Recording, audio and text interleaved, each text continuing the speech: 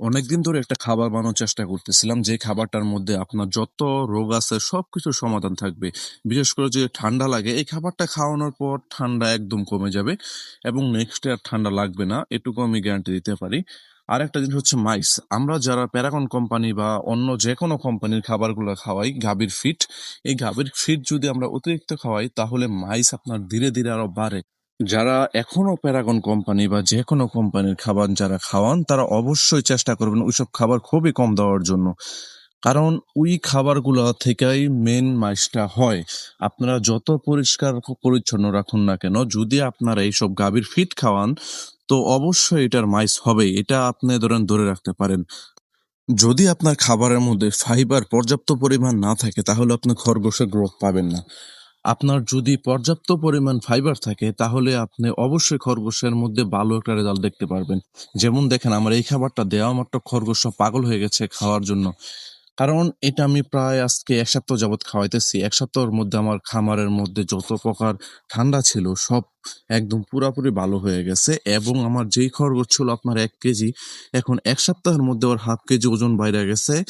আপনারা যারা নেক্সটে মাংসের জন্য খরগোশ করবেন তাদের জন্য এই ফিট খাবারটা হবে বেস্ট। গরম ঠান্ডা আপনি যেটাই বলেন, সবসময় এই খাবারটা আপনার বেস্ট থাকবে। আপনি যদি গাভীর খাবার খাওয়ান, ওটা গরমের মধ্যে যদি আপনি খাওয়ান, দেখবেন যে ওদের হিট আরো শরীরের মধ্যে বেশি বেড়া যায় আর সারাদিন শুধু খাদায়। এর মধ্যে ধরেন আমি কিভাবে খাবারটা দিই, আমি সকাল থেকে সন্ধ্যা পর্যন্ত ওদের সামনে ঘাস রাখি।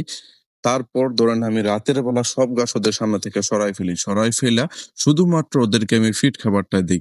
এতে করে কি হয়, যখন তারা ঘাসটা না পায় তখন পুরা খাবারটা ওরা খায়, আর পুরা খাবারটা যখন খায় ওদের শরীরের মধ্যে পুরাপুরি কাজ করে ফেলে। এর মধ্যে এই যে দেখেন, এখানে আমি আবার আরেকটা খাবার বানাইছি, এটা হচ্ছে গিনিপিগ আর দেশি খরগোশের জন্য। আমার খামারে ৫টা দেশি খরগোশ আছে, এগুলো আমি রেস্কিউ করে নিয়ে এসেছিলাম। আর গিনিপিগ তো জানেনই, আমার এটা সর্বপ্রথম থেকেই। তো আমি ২০১২ থেকে খরগোশ পালতেছি, এখন পর্যন্ত মোটামুটি আপনাদের দোয়ায় ভালো একটা পর্যায়ে চলে গেছি। তেমন একটা আমার পরিচিতি নাই, কিন্তু যতটুকু আছে, যতটুকু সেলস আছে, আল্লাহর রহমতে অনেক ভালো আছে। এবং অবশ্যই আপনারা দোয়া রাখবেন যাতে নেক্সটে আরো ভালো কোয়ালিটির খরগোশ প্লাস আপনার গিনিপিগ সেল করতে পারি। আপনারা হয়তো জানেন, বাংলাদেশের মধ্যে জায়ান্ট যে খরগোশটা, এটা শুধুমাত্র আমার কাছে আছে। এটা আমার পার্সোনালি খামারের মধ্যে আছে, এখন পর্যন্ত পুরোপুরি সবগুলা ছাড়ি নাই। তো নেক্সটে আমি আস্তে আস্তে ছাড়া চিন্তা ভাবনা করতেছি। যদি ফ্লেমিশ জায়ান্ট খরগোশ কারো লাগে তো অবশ্যই আমার সঙ্গে যোগাযোগ করতে পারেন। বাংলাদেশের মধ্যে আপনি যে কোনো বিডি ঢুকেন না কেন, বড় জাতের দেশের বাইরে থেকে, সবগুলো আপনার টিকবে না। আমরা যে কিভাবে টিকাইছি এটা আল্লাহই জানে। এদেরকে সারাক্ষণ ঠান্ডার মধ্যে রাইখা তারপর টিকাইছি। আমাদের অনেকগুলা খরগোশ মারা গেছে, কিন্তু মারা যাওয়ার পরও আমাদের ৩টা খরগোশ রয়েছিল। ওই জায়গা থেকে এখন আমাদের কাছে জায়ান্ট আছে অনেকগুলা, এবং আসতেছে এবং সামনে আরো আসবে। আমি রাতে যখন খাবারটা দেই, খাবারের পর আবার নতুন করে পানি দিই, আর পানির মধ্যে আমি সবসময় জুবে গোল্ড দিয়ে দিই। এটা হচ্ছে আপনার মাল্টিভিটামিন। এটা যখন আপনি খাওয়াবেন আপনার খরগোশের, এমনিতেই ধরেন একদিক দিয়ে আপনার তো ধরেন খাবার থেকে ওরা প্রোটিন সবকিছু পাইতেছে, আবার এখান থেকে আপনার মাল্টিভিটামিন যেটা, এটা পুরোপুরি পাইতেছে ওষুধ থেকে। আপনার খামার যদি এই জিনিস দুইটা যদি ব্যবহার করেন, আমি বলতে পারি আপনাদের খামারের খরগোশের চেহারা পুরো চেঞ্জ হয়ে যাবে। কোনো সন্দেহই থাকবে না যে আপনার খরগোশ আগে কিরকম ছিল আর এখন কিরকম আছে। তো দেখেন, আমি সাধারণত যে খামারটা করছি এটা কিন্তু ছোট, বেশি একটা বড় না। এটা ১৩ বাই ১৪ ফিট। আমার খামারটার মধ্যে কোনো প্রকার কোনো গন্ধ হয় না, কোনো বাজে কোনো পোকা মাকড়, কোনো কিছু না, মশা নাই, মাছি নাই, একদম পুরো ক্লিয়ার। কারণ কেন, আমার যেই খামারটা করছি এটার মধ্যে আপনার চারদিক দিয়ে খোলা, এবং আমি প্রতিদিন সকালে একবার পরিষ্কার করি, রাত্রে একবার পরিষ্কার করি। আপনি যদি খামার রেগুলার যদি পরিষ্কার না করেন তাহলে আপনার খরগোশের মাইস হবে, এটা কোনো মিস নাই। আর প্রতিদিন আপনার কমসে কম যখনই পানি শেষ হয় তখনই নতুন পানি দিয়ে দিবেন। আমি বিশেষ করে সকালে একবার দেই, আবার দুপুরবেলা একবার, আবার হচ্ছে রাতে একবার। আমি ৩ বেলাই ভালো পানি দেই, তাই আমার খরগোশগুলো মোটামুটি ভালো একটা কোয়ালিটির মধ্যে আইসা পড়ছে। আপনারা হয়তো অনেকেই জানেন নেদারল্যান্ড ডর্ফ আর হটর ডর্ফের মধ্যে পার্থক্য। হটর ডর্ফ ছোট হয়, নেদারল্যান্ড ডর্ফ একটু বড় হয়। তো নেদারল্যান্ড ডর্ফ আপনার চেনার সবচেয়ে থেকে ভালো উপায় হচ্ছে ওদের বয়স যতই বাড়ে ওরা ছোটই থাকে। সর্বোচ্চ ওরা 1.5 কেজি পর্যন্ত হয়, এর বেশি হয় না।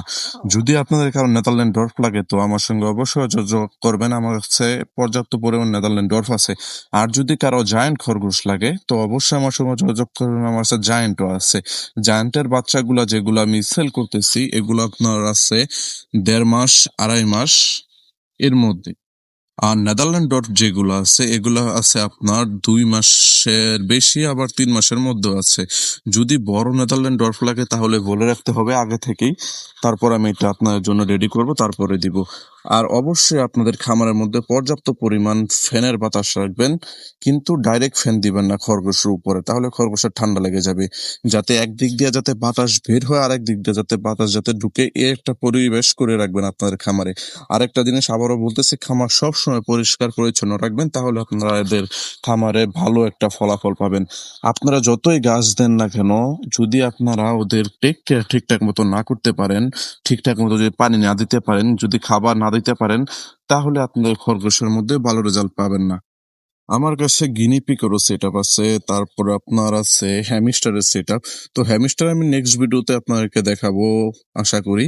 তো হ্যামস্টার আমার কাছে অনেকগুলো ছাউ দিছে, যদি আপনার কারো লাগে তো অবশ্যই যোগাযোগ করবেন, হ্যামস্টারের বাচ্চাও দিতে পারবো। যাই হোক, কথায় কথায় সব কাজ শেষ করে ফেললাম, এখন শুধু একটু ঝাড়ু দিব, ঝাড়ু দিয়ে সবগুলা পরিষ্কার করব, তারপর পানি দিয়ে পুরোটা পরিষ্কার করার পর আমি খামারটা অফ করে রুমে চলে যাব। তো যদি আপনি এইভাবে যদি পরিশ্রম দিতে পারেন তাহলে আপনি খরগোশের খামার করেন, না হলে আপনার খামার করার দরকার নেই।